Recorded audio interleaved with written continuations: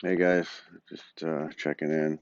Worked yesterday. My dad's here visiting, so he drove down from Idaho to visit. It's been nice having him here. So our weather went cold on us. We had 80. Was it Thursday afternoon, Thursday evening, and it dropped down to 40. Dropped down about 40 degrees, about 24 hours, and then it's supposed to be in the 30s tomorrow and the next day in the morning, I believe. Anyway, it's crazy. It was good. I got my fireplace ready. I'll have some fires. I wanted to talk about contrast a little bit. Kind of had an interesting experience.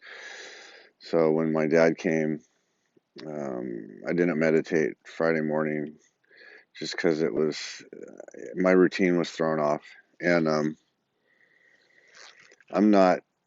I haven't missed a meditation. Even when I go to work, I sit in my car and I meditate before I go to work for about 20 minutes, and it's actually really good. It doesn't seem like it's long enough, but it actually is about perfect and gets me charged up for work. And so it's good because I haven't not meditated for probably, it's been 3 years, I think, since I started, or coming up on 3 years. I think I started in 2017, February of 2017. So it's been um, right at 3 years.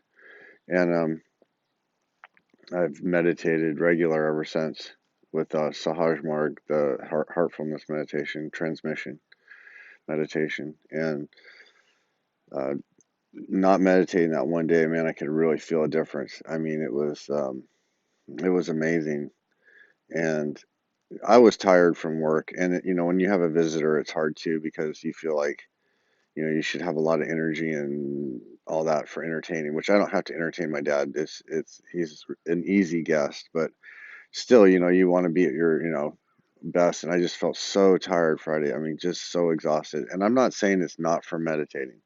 I'm not saying that, but I was just my routine was off, and I was kind of like, oh man, this kind of sucks, because it did. I mean, it's kind of like when you're sick or something, you're like, man, this isn't optimal, but it is what it is. And then I worked yesterday, and then today I got up and did a meditation, and it was just amazing. Like when I started to meditate, I mean, it was just like my heart is just like it was just amazing. The amount of um, support, I guess you could call it, but it's that pranahuti energy, godly energy coming in and just elevating you right to the edge of your seat. It's like you get put into um, front row seat, and it's just so awesome and such a blessing. But we don't.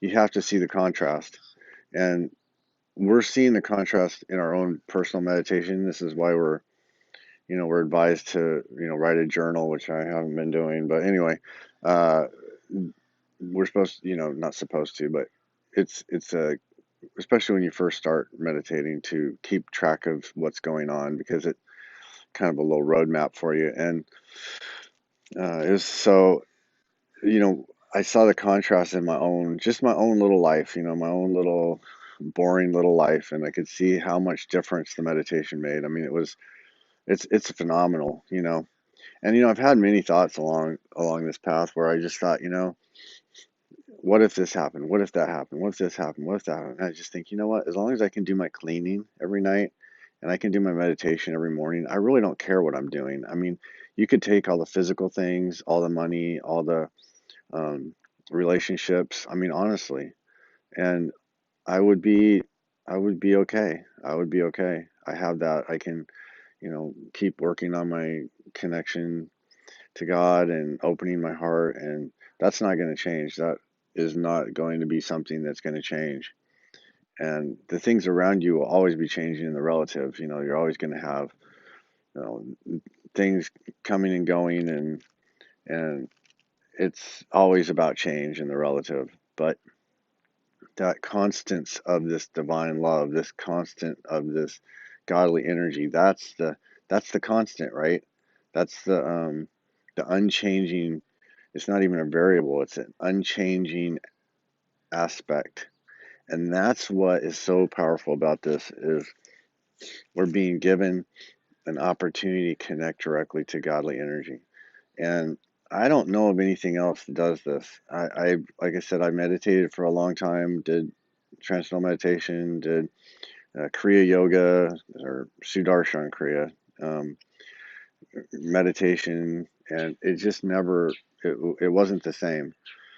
And I think in our society, we're seeing this contrast also. We're seeing a contrast between the love, the side that is for love and justice and support and righteousness, and the side that is for capitulation, chaos, um, destruction, hate, violence.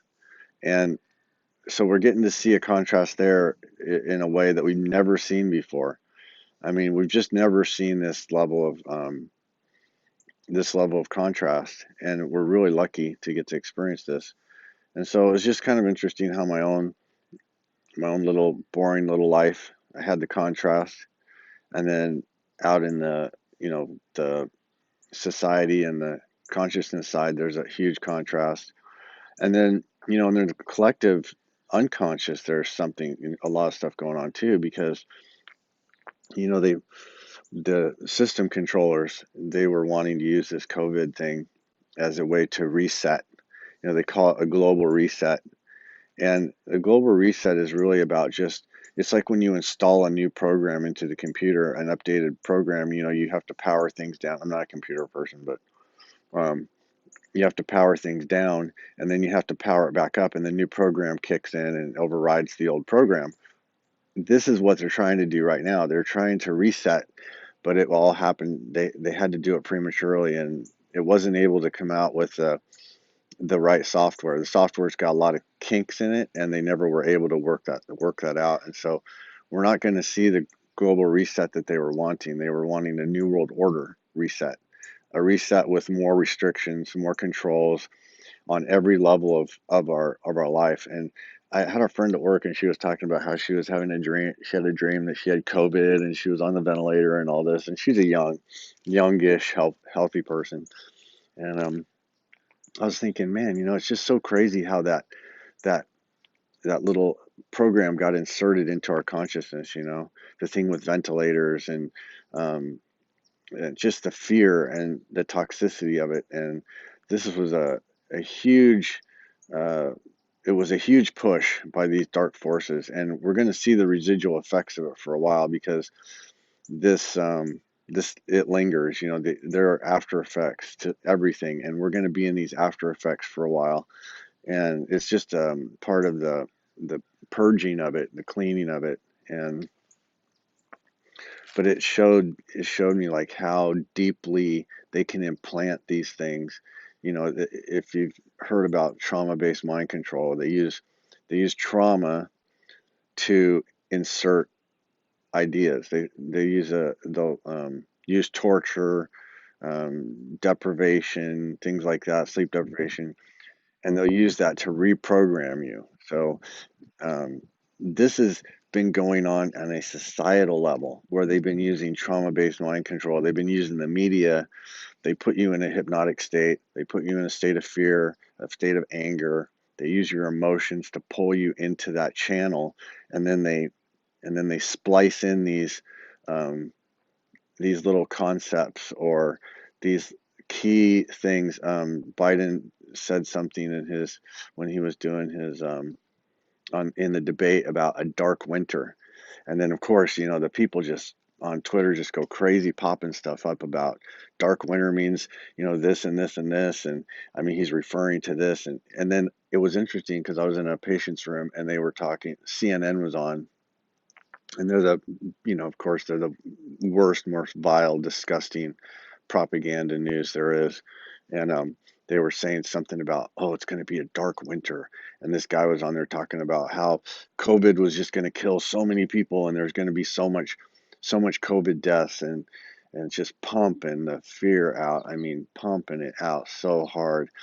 And so it's good. It's such a having Sahaj Marg is like it's just having something. It's like an island away from all of that, right? You can go to that. You can focus on God. You can you can do the remembrance and turn towards the divine and just step off of that plate, step off of that reality and just let things spin around you. It's like being in the center of a tornado, it's calm in there, but there's a lot going on around and you can just kind of sit there, like I say, a front row seat. You've got a front row seat to the whole thing. And we're really blessed to have that godly energy buoying us and supporting us and giving us a uplift. And like I said, had I not meditated, I would have I would have missed the contrast. I mean, when you're, it's like when you're in a warm bathtub, you're just like, oh, it feels really nice and neutral in here, and you kind of take it for granted until you get out and get into the freezing cold ice water, and then jump back in, and you're like, oh man, this feels good.